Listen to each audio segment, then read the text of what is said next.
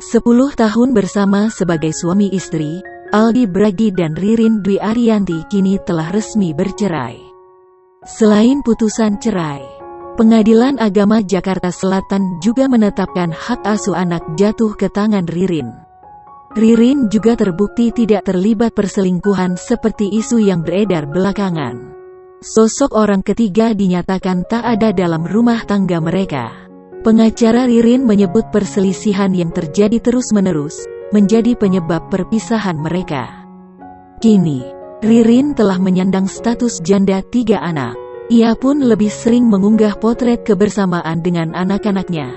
Yang terbaru, ia menuliskan kalimat siap mengarungi hari-hari baru bersama buah hatinya.